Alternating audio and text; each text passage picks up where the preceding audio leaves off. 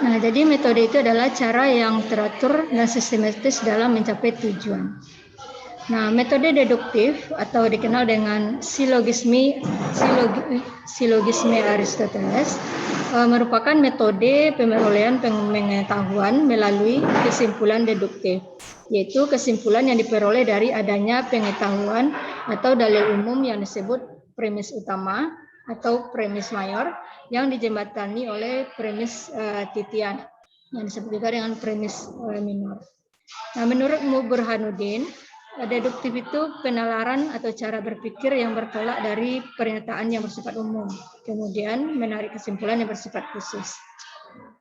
Nah, untuk menarik ke sebuah kesimpulan secara deduktif, biasanya menggunakan pola berpikir yang disebut dengan silogis.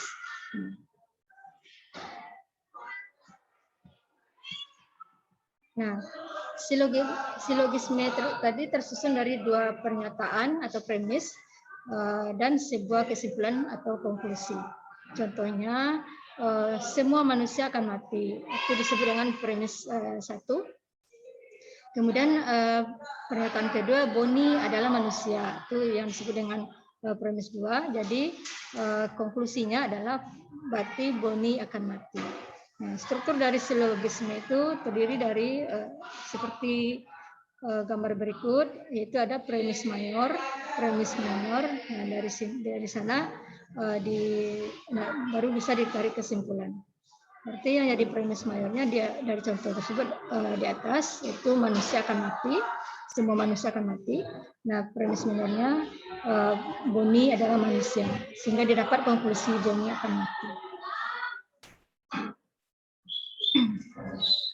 Nah, kelebihan dari metode deduktif terletak pada faktor kebutuhan fokus yang intens dalam menganalisa satu pengertian dari segi materinya, sehingga penggunaan waktu bisa lebih efisien.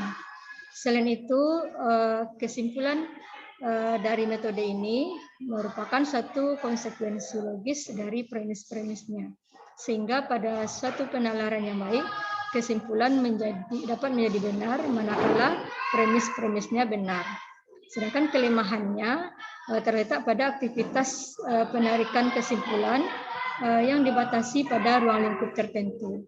Sehingga jika salah satu dari premisnya bahkan keduanya salah, maka kesimpulan juga akan salah. Nah, kelemahan lainnya, kesimpulan yang diambil berdasarkan logika deduktif tak mungkin lebih luas dari premis awalnya, sehingga sulit diperoleh kemajuan ilmu pengetahuan jika hanya mengandalkan logika deduktif.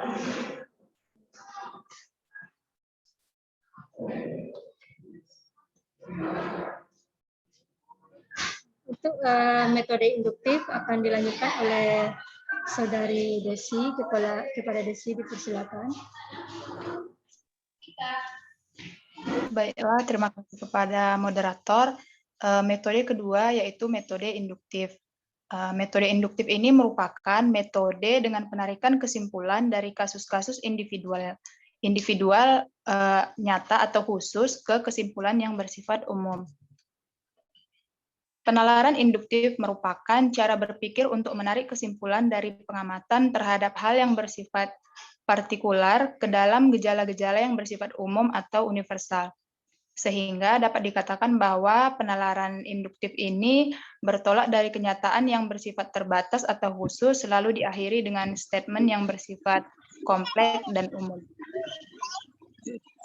Selanjutnya, ciri khas metode induktif. Ciri khas dari metode induktif ini adalah generalisasi.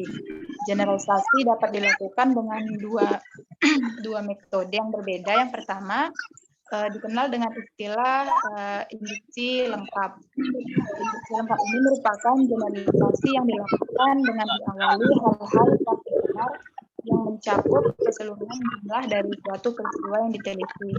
Kemudian metode yang kedua yaitu dilakukan hanya dengan sebagian hal partikular atau bahkan dengan hanya sebuah hal khusus. Yang kedua ini merupakan yang biasanya disebut dengan induksi tidak lengkap. Induksi sering pula diartikan dengan istilah logika mayor karena membahas pensesuaian pemikiran dengan dunia empiris, di mana ia menguji hasil usaha logika formal atau deduktif dengan membandingkannya kepada kenyataan yang empiris. Sehingga penganut paham empirisme yang lebih sering mengembangkan pengetahuannya bertolak dari pengalaman konkret, yang akhirnya mereka beranggapan bahwa satu-satunya pengetahuan yang benar adalah yang diperoleh langsung dari pengalaman nyata.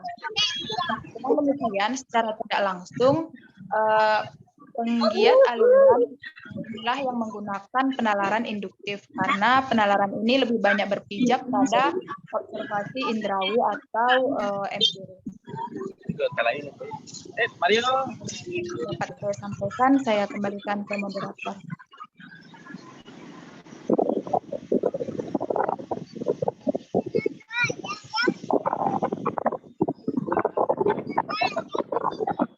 Terima kasih Desi. Untuk selanjutnya metode ilmiah akan disampaikan oleh Pak Tommy. Kepada Pak Tommy disilakan.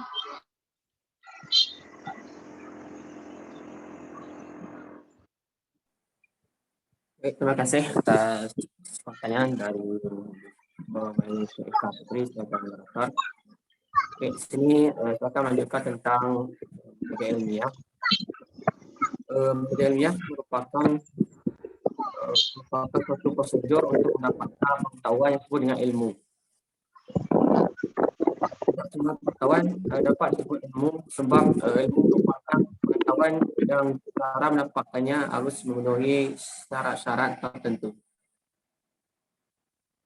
Syarat yang harus dipenuhi agar suatu pengetahuan dapat disebut ilmu tergantung dalam apa yang dinamakan dengan metode ilmiah.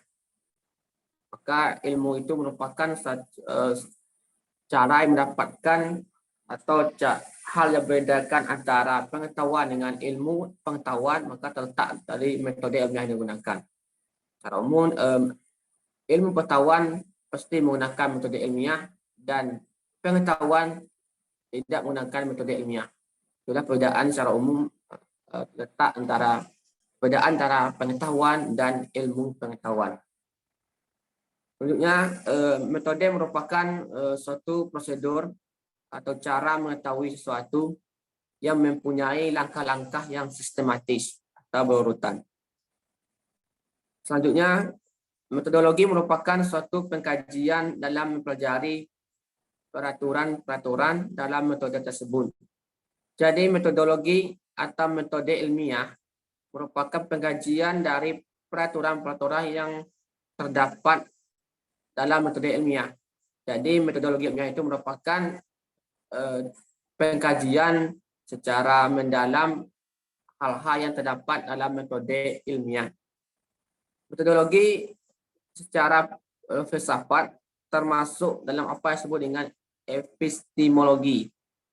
Epistemologi merupakan suatu pembahasan mengenai bagaimana kita mendapatkan pengetahuan atau hal-hal yang berkaitan dengan hakikat atau seluk-beluk tentang pengetahuan.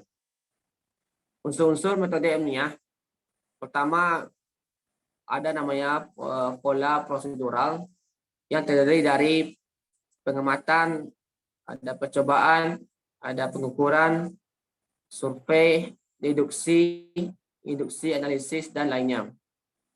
Kedua, tata langkah meliputi penentuan masalah, perumusan hipotesis bila diperlukan, pengumpulan data, penurunan kesimpulan, dan pengujian hasil.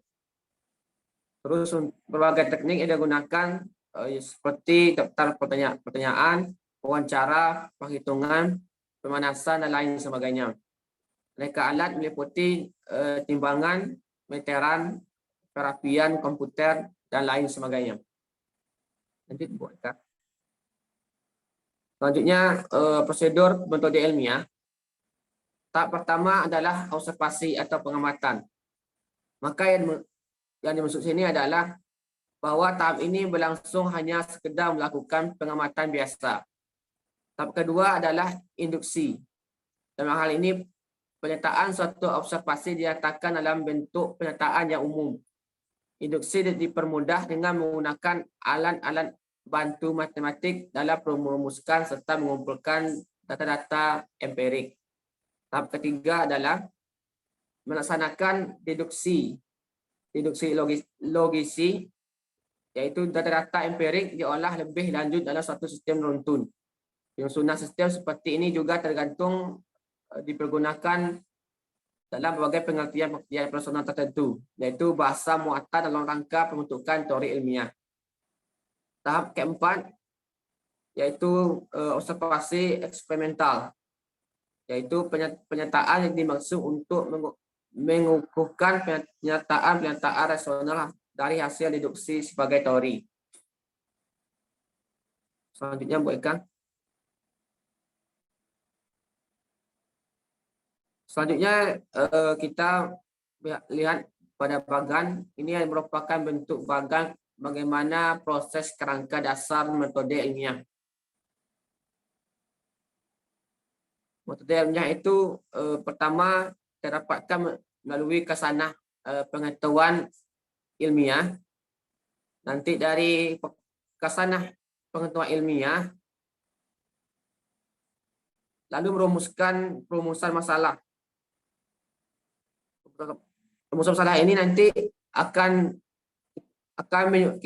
akan menyusunan kerangka berpikir. Selain itu dari kesanah ini juga nanti kita gunakan metode deduktif untuk menarik satu dari yang mana kita berangkat dari hal-hal yang bersifat umum lalu ke khusus. Nanti kita membenarkan atau kebenarannya didapatkan secara koherensi, di mana salah satu dari teori kebenaran dalam filsafat yaitu kebenaran koherensi. Nanti kedua ini dari perumusan masalah berdasarkan deduksi dan koherensi dari kesanah pengetahuan ilmiah akan menyusun namanya penyusunan kerangka berpikir. Dari kerangka berpikir ini nanti akan kita merumuskan namanya hipotesis, mana kita membuat suatu jawaban sementara terhadap penelitian kita. Terus dari penyusunan kerangka berpikir ini dan juga kesenangan ilmu pengetahuan ini diterima atau ditolak nanti dilanjut berbentuk namanya kerangka berpikir. Dia dihasilkan dari pengujian hipotesis yang kita kenal dengan nama H0. Sedangkan nanti diterima itu kita menggunakan pragmatisme. Pragmatisme itu menghasilkan dari kesanah ilmu pengetahuan. Dari pengetahuan inilah kita merumuskan satu masalah, yaitu masalah tersebut ini merupakan bagaimana ketimpangan antara realita di lapangan dengan fakta yang sebenarnya, atau ketimpangan antara fakta dengan realita.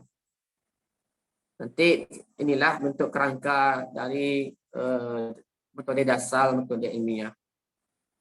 Selanjutnya dari kerangka itu dapat saya jelaskan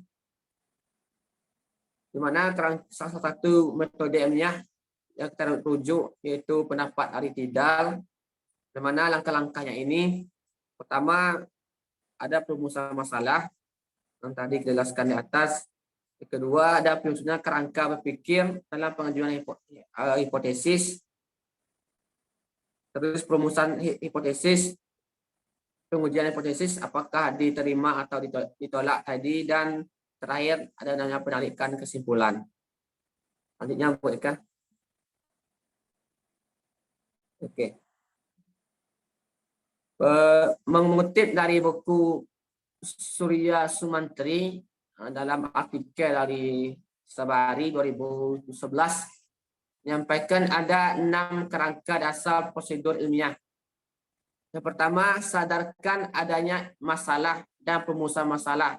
Maka setiap suatu penelitian yang menggunakan metode ilmiah pasti ada masalah utama yang kita temukan.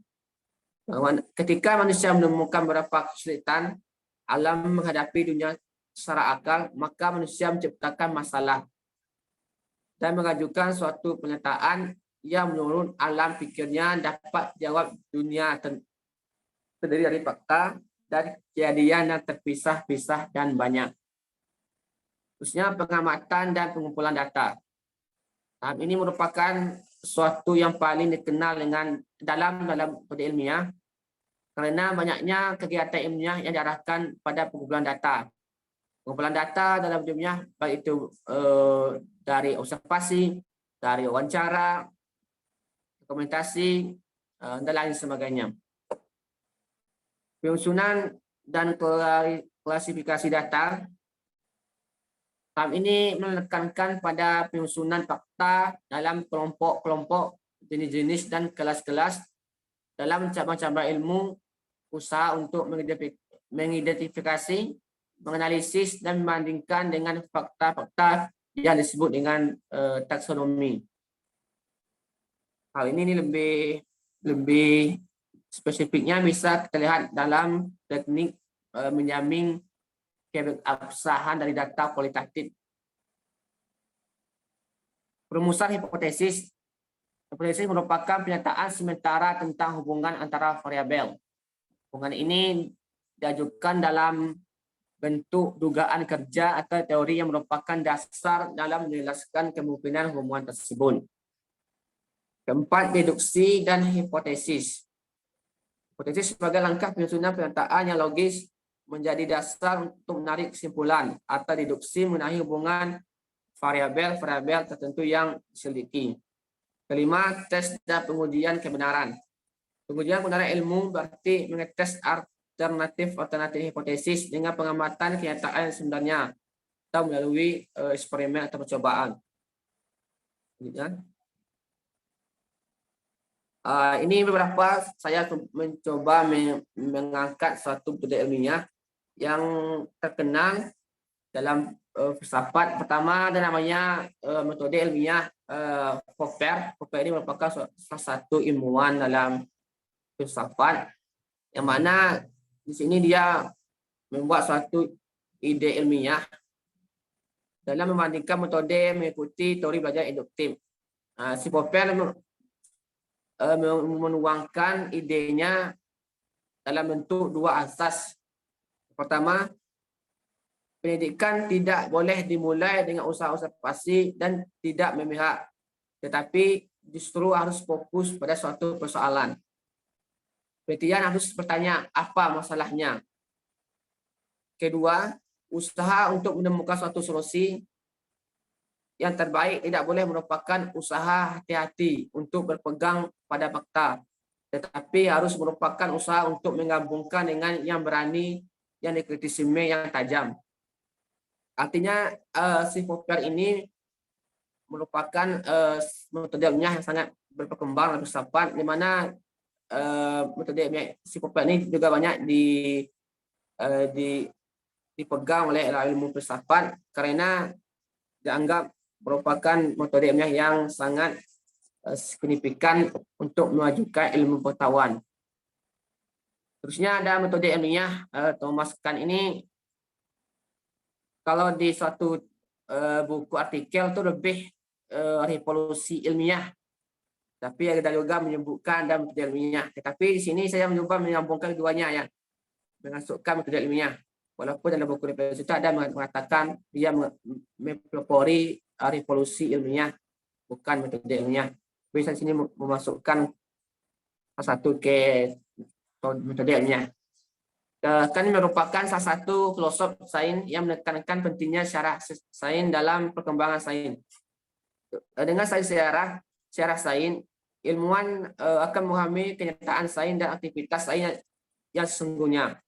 Namun demikian, ia tidak sependapat dengan pandangan yang mengemukakan perkembangan sains bersifat evolusioner dalam mendekat kebenaran dan perkembangan sains yang bersifat akumulatif. Hal ini terjadi bagikan perkembangan bersifat tidak senambung dan tidak dapat dibandingkan antara satu teori dengan teori lainnya. Sebaliknya, Kant berpendapat bahwa perkembangan sains bersifat revolusioner karena bagikan sejarah itu bersifat tidak senambung dan perkembangan sains ditandai dengan lompatan-lompatan yang disebut dengan revolusi ilmiah. Maka satu artikel ini lebih menekankan revolusi ilmiah bukan metode ilmiah. Tapi saya sini satu artikel lagi memasukkan namanya metode ilmiah. Maka mungkin nanti bisa dikolaborasikan saja. Revolusi ilmiah terjadi karena adanya persepsi ilmuwan terhadap kekurangan paradigma yang dianut dalam memecahkan masalah realita alam. Semula ilmu menggunakan paradigma yang tertentu yang yakini membantu memecahkan masalah alamiah. Pada saat ini, ilmuwan menjadi paradigma tersebut sebagai pedoman untuk melakukan aktivitas ilmiah. Namun demikian, dalam perkembangannya, mereka menemukan anomali-anomali sehingga timbul krisis kepercayaan ilmuwan terhadap validitas paradigma yang dipercaya. Karena itu, para ilmuwan mencari paradigma baru untuk dapat membantu aktivitas yang lebih memadai dalam paradigma sebelumnya. Paradigma tersebut nanti akan melahirkan namanya proses revolusi intelektual. Itu ada paradigma, ada paradigma 1 dan paradigma 2. Di mana paradigma 1 itu merupakan ilmu normal. Paradigma 2 nanti melahirkan ilmu normal. Dari paradigma 1 ini melahirkan ilmu yang biasa, lalu anomali, lalu dikrisis oleh para ilmuwan, dikrisis kan, lalu melakukan revolusi. Karena adanya krisis tersebut akan melahirkan revolusi. Dia akan membentuk namanya ilmu pengetahuan yang baru, akan melahirkan paradigma 2. Inilah pola pikir dari si Kant tersebut yang terkenal dengan nama revolusi ilmiah. Revolusi ilmiah merupakan proses peralihan dari paradigma lama kepada paradigma baru dalam diri para ilmuwan. Terusnya, proses terjadinya revolusi ilmiah bermula dari digunakan suatu paradigma dalam masa sains normal. Kemudian dalam kenyataan terdapat anomali yang merupakan kesenjangan antara paradigma yang berlaku dengan fenomena. Artinya, anomali ini merupakan kesenjangan antara paradigma yang berlaku dengan fenomena yang terjadi di lapangan. Dengan menumpuknya anomali, kemudian timbul krisis. Yang ini tadi numpuknya anomali, maka timbul krisis yang mengakibatkan ilmuwan meninggalkan paradigma lama dan menggunakan paradigma baru yang disepakati para ilmuwan. Tadi tersebut nanti melakukan revolusi, maka timbul paradigma baru nanti. Inilah beberapa referensi yang saya menggunakan. Saya mengutip sebuah ayat sangat mungkin berkaitan dengan cara kita berpikir, di mana surah Al-Imran ayat 190, sesungguhnya dalam ciptaan langit dan bumi dan pekerjaan malam dan siang terdapat tanda kebesaran Allah SWT bagi orang yang berakal. Mungkin di sini sekian dapat saya sampaikan. Terima kasih. Kembali ke moderator. Terima kasih Pak Tommy atas penyampaiannya. Pada sesi selanjutnya kami minta kritikan atau saran dari rekan-rekan atas penyampaian yang sudah kami sampaikan. Kepada rekan-rekan kami persilakan.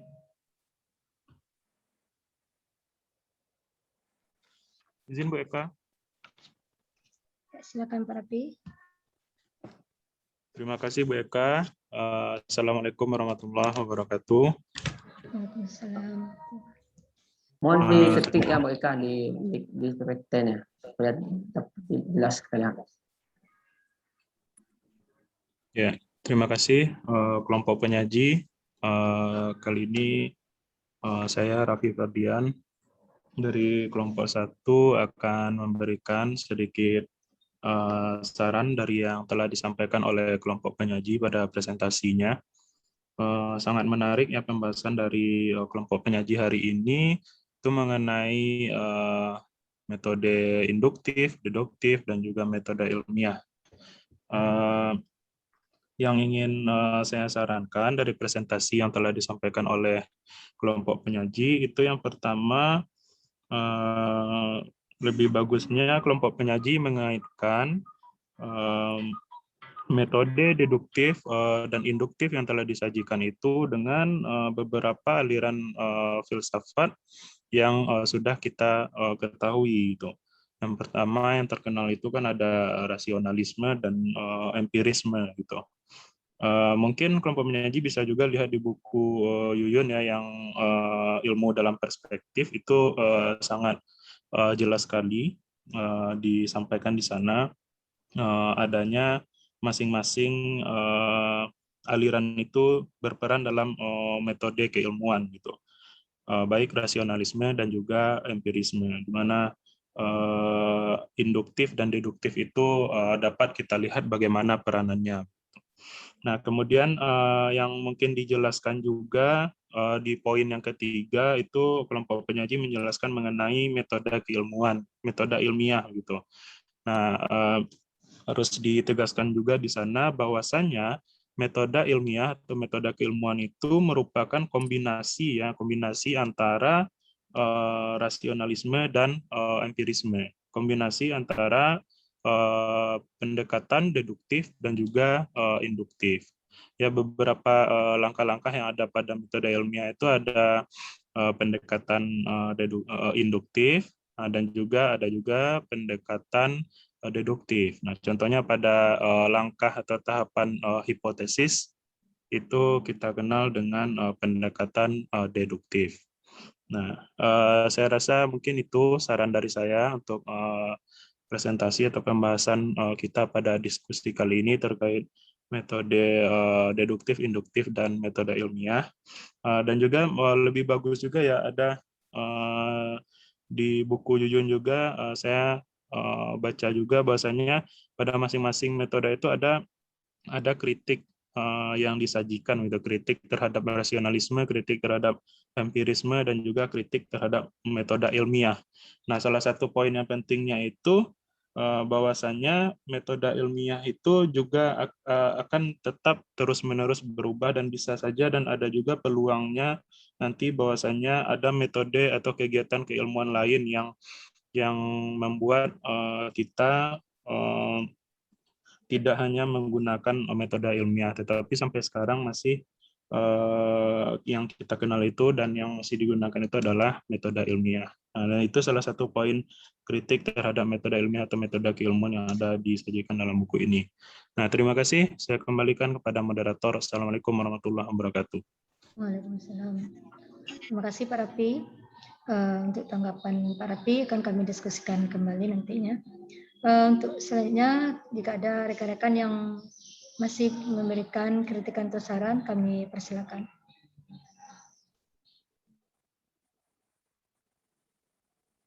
Mungkin sedikit Bu Eka. Iya, silakan Tapi Pak. juga mungkin lupa menambahkan topik ini. Baik, terima kasih atas saran dari Pak Raffi tadi. Dan nanti mungkin kami bisa nanti mengaitkan ya, kita lupa mengaitkan bahwa untuk gabungan antara metode induksi dan deduksi itu akan melahirkan namanya metode ilmiah. Metode induksi menggunakan aliran filsafat rasionalisme dan metode induksi atau induktif menggunakan aliran filsafat empirisme. Mungkin itu tambahan mungkin belum dikaitkan ke PPT, mungkin bisa tambah ilmu. Mari ke moderator Bu Ika. Ya, Pak Temi. Kepada rekan-rekan, kalau ada kritikan atau saran dari rekan-rekan, kami persilakan.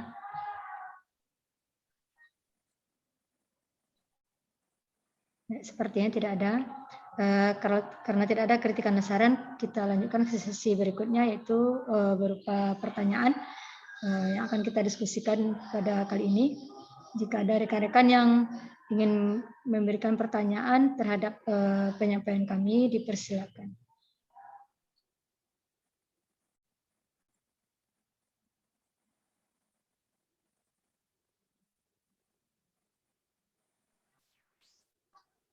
sini kami akan mengumpulkan nanti 3 pertanyaan. Dipersilakan kepada rekan-rekan.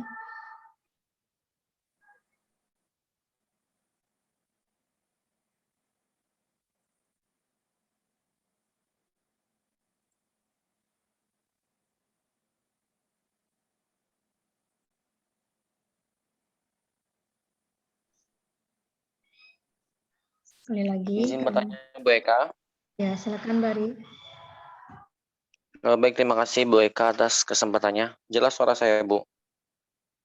Jelas, Bari. Baik, terima kasih Bu Eka. Tadi udah dijelaskan ya pada penyaji mengenai metode ilmiah, maka penggabungan dari metode deduktif dan induktif ya. Sebagaimana kita ketahui nih, di rumpun ilmu sainnya, khususnya kita pada biologi kan menggunakan metode ilmiah ini gitu. Yang menjadi pertanyaan saya yaitu bagaimana dengan rumpun dari ilmu-ilmu sosial gitu. Metode apa yang digunakan yang umumnya dari ilmu sosial itu sendiri gunakan gitu. Mungkin itu saja Bu Eka, saya kembalikan pada Bu Eka. Ya, terima kasih Bari. Kepada rekan-rekan yang lain kami persilakan.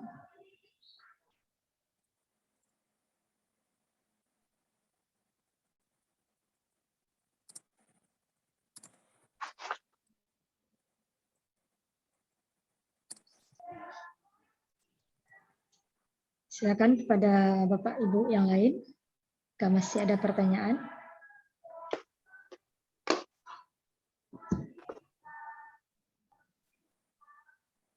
Karena tidak ada, kita jawab dulu pertanyaan Pak Bari yang Pak Tommy.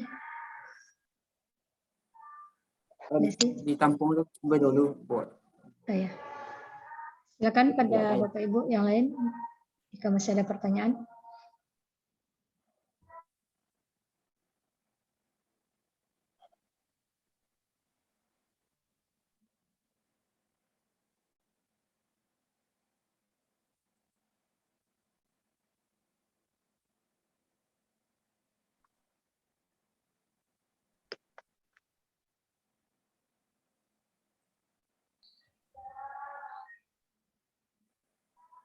Silakan.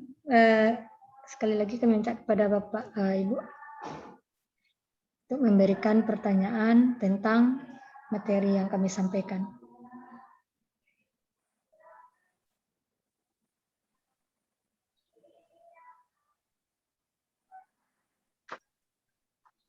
Tidak ada sepertinya Pak Tommy, Desi. Apa kita jawab dulu?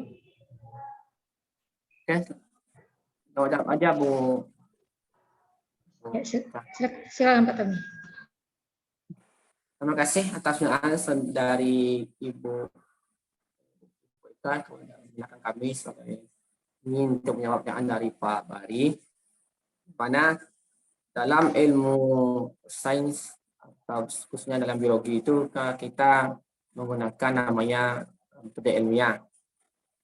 Bagaimana di ranah ilmu sosial.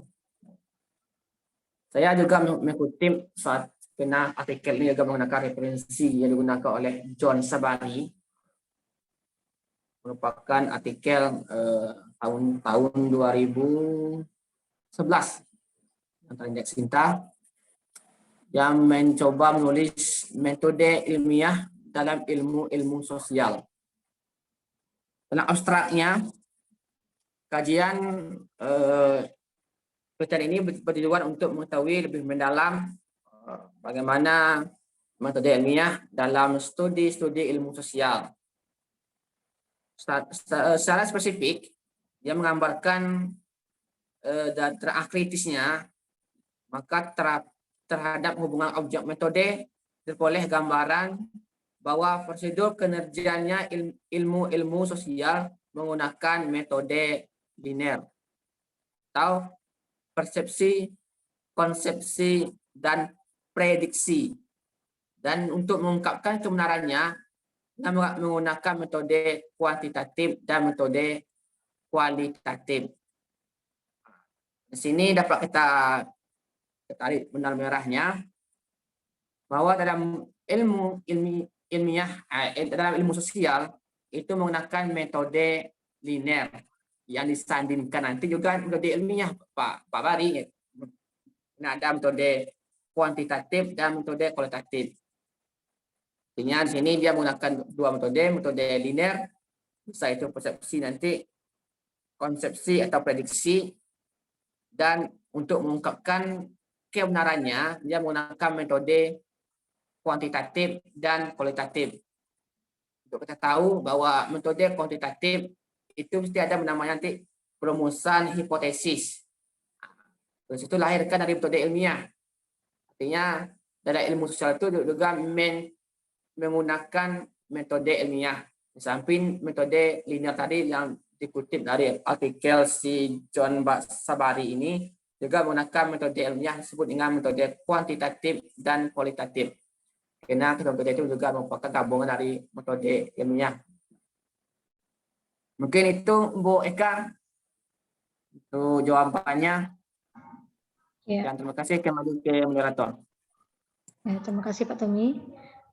Apa ada tambahan dari Desi?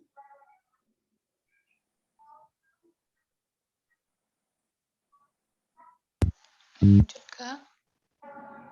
Oh, ya. Di sini ditambahkan sedikit, dalam penalaran itu dikenal ada 3 metode berdasarkan sumber yang saya baca, yaitu ada metode deduktif, induktif, dan aduktif. Nah, deduktif itu dari umum ke khusus, kemudian induktif dari khusus ke umum. Sedangkan aduktif itu metode yang memilih argumentasi terbaik dari beberapa argumen.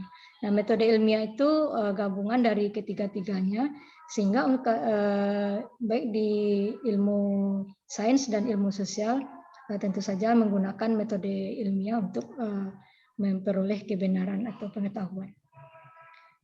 Nah, mungkin ada tambahan dari rekan-rekan yang lain atas pertanyaan Bari, kami persilakan. Izin WK. Ya, silakan Pak Rapi. Ya, terima kasih Bu Eka. Di sini saya akan menanggapi pertanyaan dari Bapak Ahmad Surbari terkait dengan metode yang digunakan dalam ilmu sosial. Nah, jadi yang kita bahas pada hari ini itu metode ilmiah yang digunakan oleh semua cabang ilmu itu menurut saya, karena ini merupakan satu cara untuk memperoleh ilmu pengetahuan. Nah, saya setuju juga dengan pernyataan dari Bu Eka bahwasanya ilmu sosial pun itu juga menggunakan metode ilmiah. Nah, kan tetapi yang perlu kita garis bawahi di sini adalah yang berbeda itu dengan ilmu alam atau dengan kita khususnya biologi itu objeknya gitu. Di mana kalau orang-orang ilmu sosial mereka yang diamatinya adalah gejala sosial masyarakat. Nah, dan di beberapa buku kita lihat bahwasanya karena objek ilmu sosial adalah gejala sosial gitu, maka pengamatannya itu lebih sulit daripada ilmu alam gitu. Nah, kemudian misalnya di sejarah juga mungkin kita lebih sulit karena pengamatannya itu adalah kejadian-kejadian pada masa lampau. Nah, berbeda dengan pengamatan yang dilakukan oleh ilmu alam. Makanya di cabang ilmu sosial itu banyak yang digunakan metodenya itu mereka melalui wawancara gitu. Nah, termasuk kita di ilmu pendidikan itu juga ya. Mungkin bisa kita kelompokkan ke dalam ilmu sosial gitu, karena kita menggunakan teknik observasi ya, kemudian wawancara, dan objek yang kita lihat itu adalah manusia gitu. Nah, jadi keduanya kalau menurut saya itu tetap menggunakan metode ilmiah, kombinasi antara deduktif maupun induktif, dan perbedaannya terletak pada objek yang diamati. Terima kasih, saya kembalikan pada moderator. Ya, terima kasih Pak Rapi. Jika ada tambahan dari rekan-rekan yang lain, dipersilakan.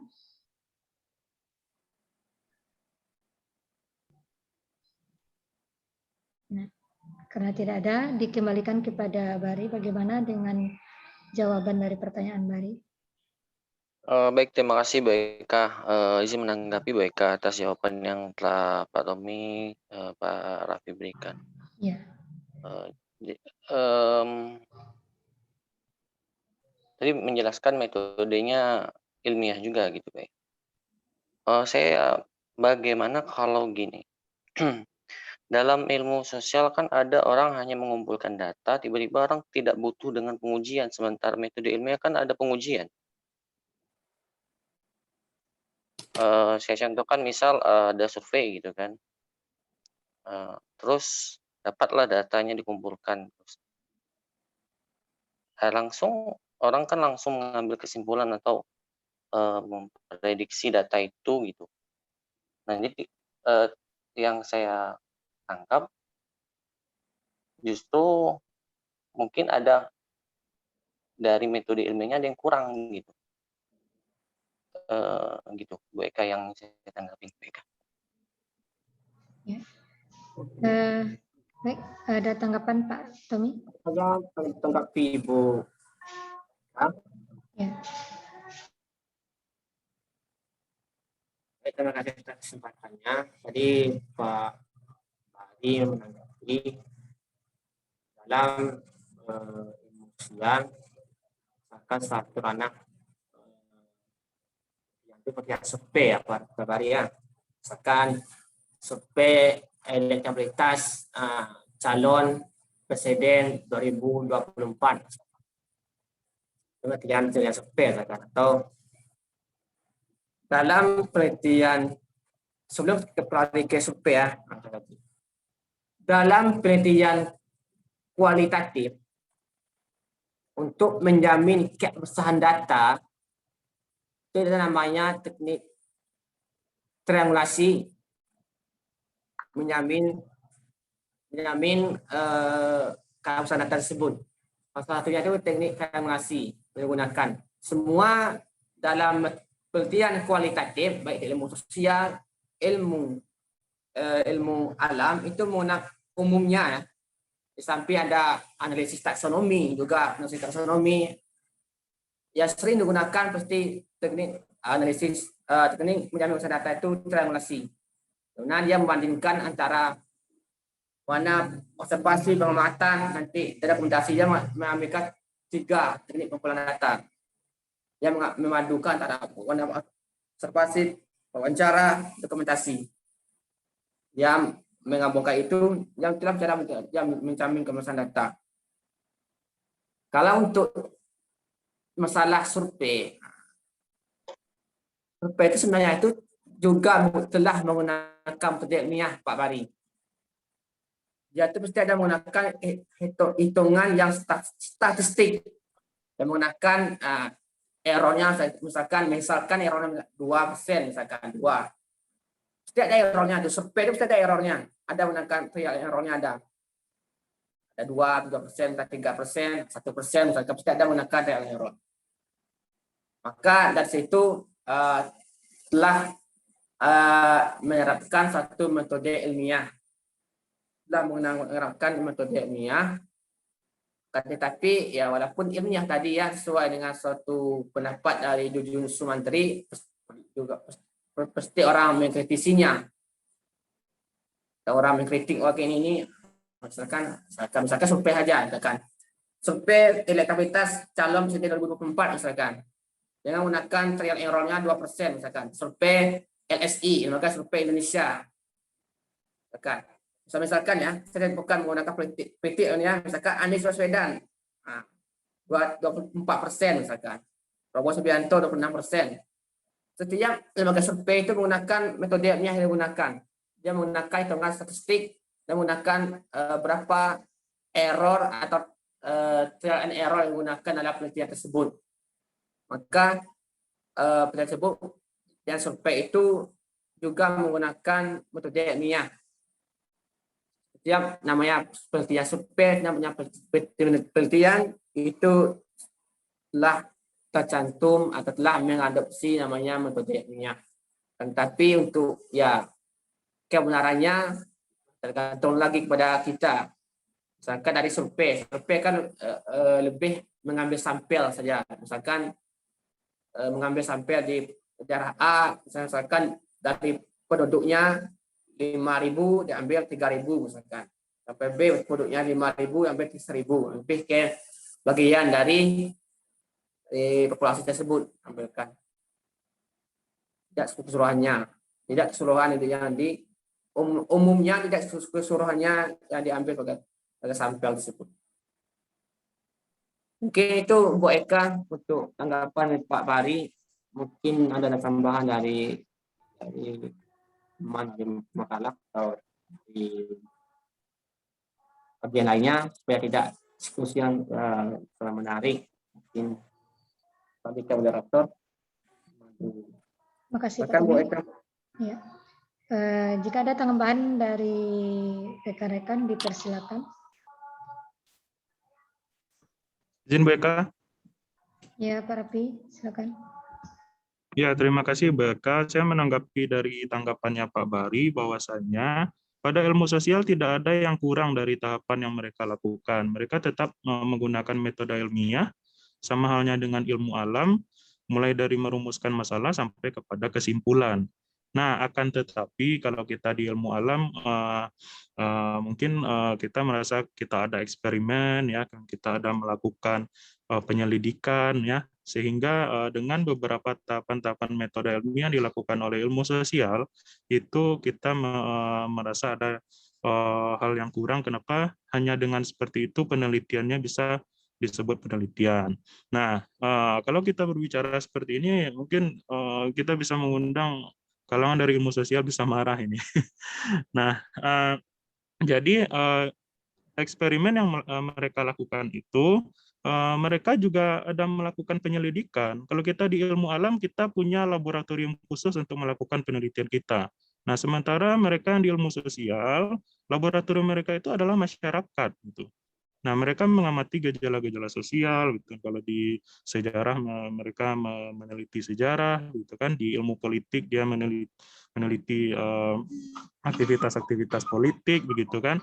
Nah, jadi yang eksperimen yang penyelidikan yang mereka lakukan itu ada di masyarakat. Nah, mereka tetap melakukan penyelidikan di sana. Nah, dan kita ketahui orang-orang ilmu sosial bisa berbulan-bulan berada di satu masyarakat hanya untuk mengamati, gitu ya, mengamati bagaimana masyarakat tersebut. Nah, kemudian nanti mereka juga mengobservasi, ya, dan juga nanti dengan teknik wawancara yang mendalam dengan masyarakat untuk mendapatkan suatu data. Nah, nanti orang yang akan diwawancara itu sering kita kenal dengan nama informan oleh mereka. Nah, dan mereka mengambil wawancaranya itu dalam jumlah yang banyak, tidak hanya 2 atau 3 orang. Nah, menurut saya di sanalah tahap penyelidikannya yang dilakukan oleh orang ilmu sosial. Nah, kalau kita tentunya kita bekerja di laboratorium gitu. Nah, khusus untuk biologi murni mungkin, ya. Nah, kalau kita pendidikan biologi, nah itu metode-metode yang dilakukan oleh orang ilmu sosial itu sering kita jumpai, sering kita lakukan gitu, ya. Nah, dan secara tidak sadar bahwasanya apapun program studi yang depannya itu pendidikan, itu kita tidak bisa sepenuhnya kita mengatakan bahwasanya kita ilmu eksakta gitu. Misalnya kita pendidikan biologi, kita tidak biologi secara keseluruhan, itu berbeda dengan biologi murni yang mungkin melakukan tahapan-tahapan metode ilmiahnya, ya, secara tertata, ya, ada perlakuan yang kita lakukan, ada percobaan-percobaan, eksperimen gitu di laboratorium gitu. Nah, berbeda dengan pendidikan biologi yang penelitian-penelitian pendidikan itu mungkin lebih banyak mirip dengan metode-metode penelitian dilakukan oleh ilmu sosial. Begitu juga dengan pendidikan di teknik misalnya, depannya pendidikan, di bahasa juga begitu, dan cabang-cabang pendidikan lainnya yang depannya itu pada dasarnya adalah ilmu pendidikan. Nah, jadi kesimpulannya bahwasanya ilmu sosial juga tetap melakukan metode ilmiah secara lengkap tanpa ada pengurangan langkah-langkah dalam metode ilmiah tersebut. Tetap ada penyelidikannya.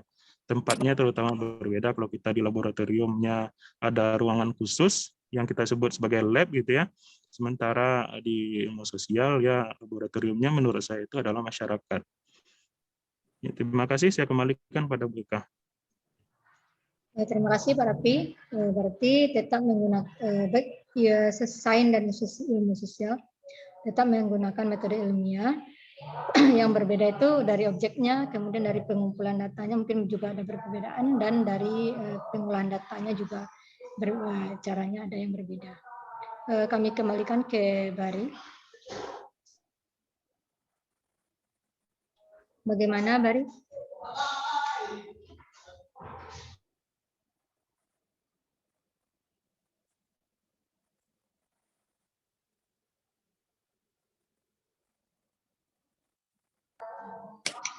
Ya, Paknya Bari keluar ya. Baik, Bapak Ibu yang lain jika masih ada pertanyaan, kami persilakan.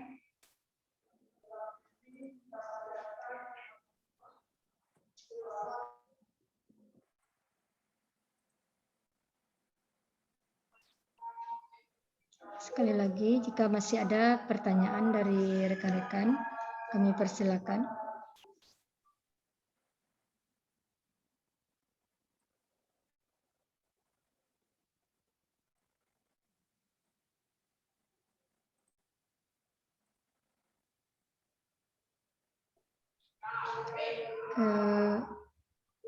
Karena tidak ada pertanyaan lagi, Bu. Bagaimana, Bu?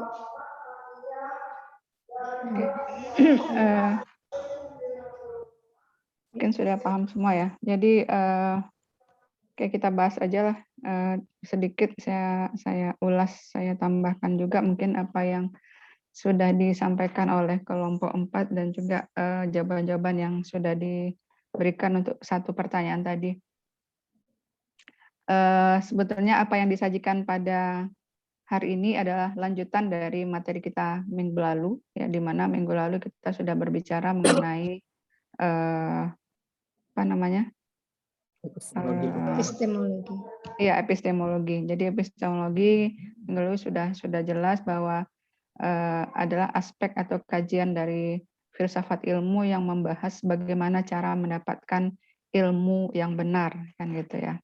Nah, kemudian dari pertanyaan bagaimana cara mendapatkan ilmu yang benar itu, maka muncullah caranya itu sendiri. Nah, caranya itu ya minimal ada 3 yang sudah dibahas tadi, ada melalui metode deduksi, ada melalui metode induksi, dan ada melalui metode ilmiah. Dan perkembangan ilmu pengetahuan yang benar itu selanjutnya adalah hanya melalui metode ilmiah itu sendiri, ya.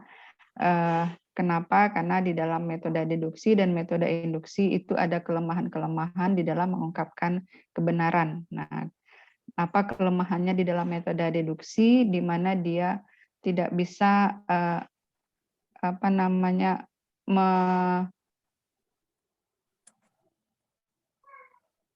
sampai kepada sampel-sampel yang diuji gitu ya. Jadi dia tidak mengandalkan fakta-fakta yang ada di lapangan, sementara dia hanya mengandalkan berdasarkan teori-teori yang ada saja.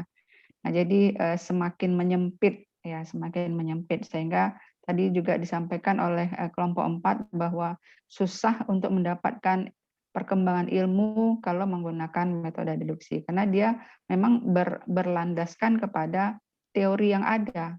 Nah, sebaliknya dengan metode induksi itu malah menciptakan teori yang baru, ya, dengan uji pada sampel-sampel, ya, kemudian muncullah generalisasi. Nah, generalisasi itulah yang kemudian akan berkembang menjadi sebuah teori yang baru.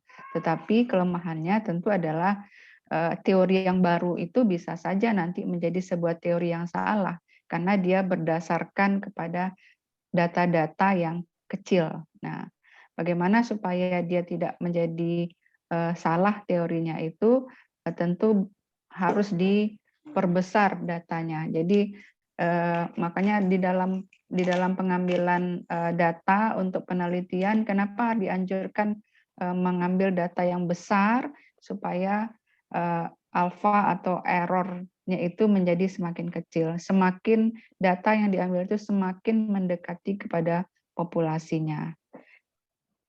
Nah, karena keduanya ada kelemahan, maka kemudian digabungkan ya, muncul pemikiran daripada para filsuf ya untuk menggabungkan kedua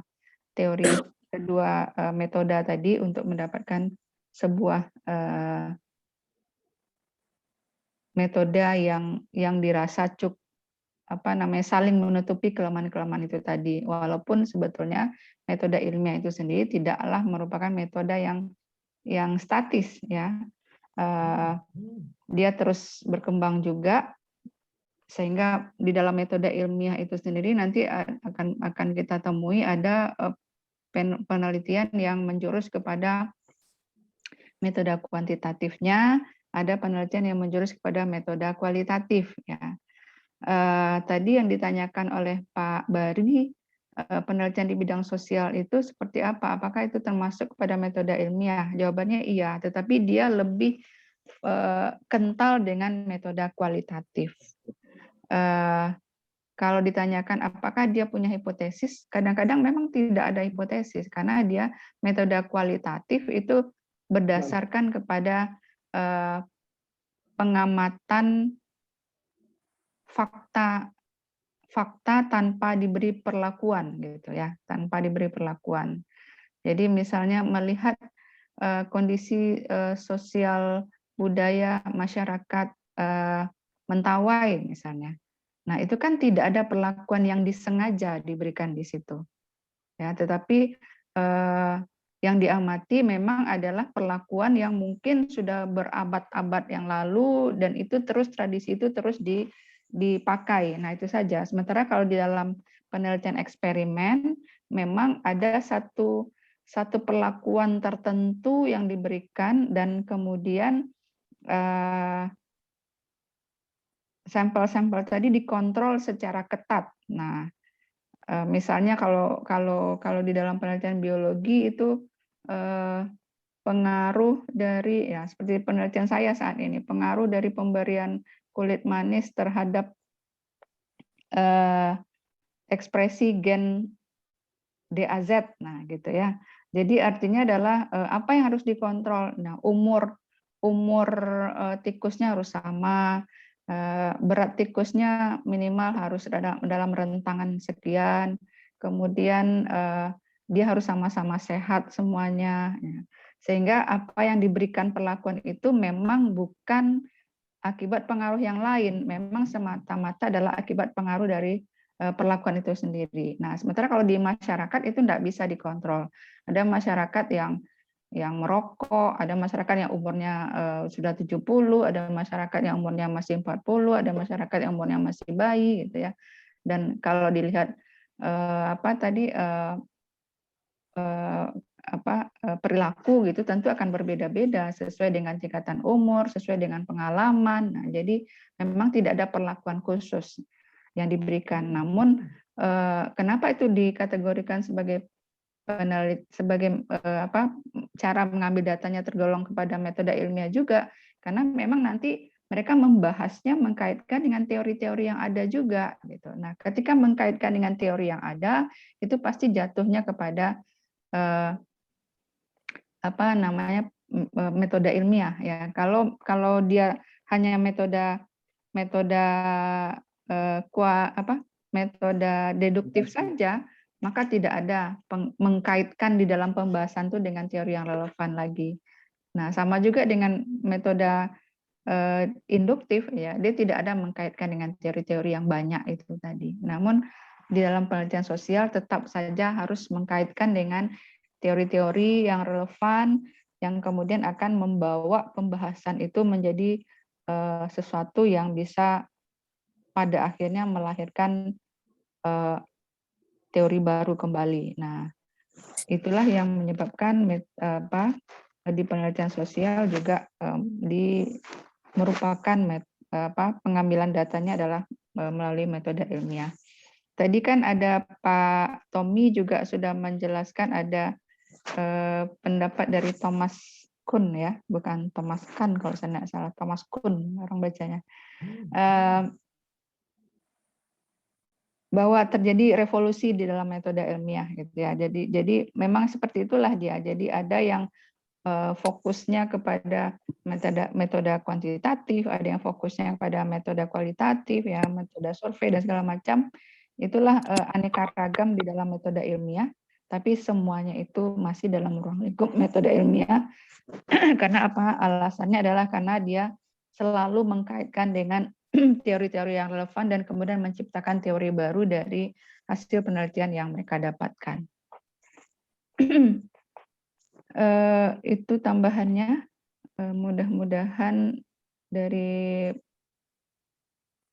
materi yang kita bahas hari ini semakin bisa membuka wawasan Bapak dan Ibu untuk diaplikasikan nanti di dalam proposalnya sendiri, di dalam membahas hasil penelitiannya sendiri nanti. Nah, jadi memang salah satu tujuan dari perkuliahan filsafat ilmu ini adalah aplikasinya kepada tugas akhir Bapak dan Ibu gitu. Nah, oleh sebab itulah kita memasukkan topik-topik ini di dalam mata kuliah filsafat ilmu. Ya, jadi nanti jangan sampai kita sudah bahas nih panjang lebar segala macam hal yang seperti ini metode ilmiah, tapi kemudian nanti di dalam mengambil sampel, di dalam mengambil data penelitian, di dalam mengolah data, di dalam membahas, terutama dalam membahas data itu nanti seolah-olah Bapak Ibu tidak pernah belajar ya hal-hal ya seperti filsafat ilmu, metode penelitian, dan yang menjadi acuan tetap adalah tesis-tesis kakak-kakak seniornya. Oh ya senior saya buat seperti ini ya udah saya buat juga. Nah, jadi seolah-olah Bapak Ibu tidak pernah belajar filsafat ilmu, tidak pernah belajar metode ilmiah gitu ya. Padahal di dalam diskusi ini tidak muncul lagi pertanyaan, dan makna dari tidak munculnya pertanyaan kan tentu adalah oh sudah paham ini, tapi kemudian dalam aplikasinya paham yang didapat hari ini tuh hilang lagi gitu ya. Nah, jangan sampai itu terjadi. Oke, itu saja. Karena saya juga masih ada seminar, kemudian ada 2 nih Zoom yang harus saya buka setelah ini ya. Tidak apa-apa lah ya, kita lebih cepat hari ini. Oke, dikembalikan ke moderator Bu Eka. Terima kasih Ibu atas penguatan yang diberikan. Mungkin dengan berakhir penjelasan dari Ibu, terakhir pula diskusi kita hari ini. Kami dari kelompok 4 terima kasih atas segala perhatian Bapak Ibu. Mohon maaf atas segala kekurangan. Kita tutup diskusi hari ini dengan mengucapkan alhamdulillah.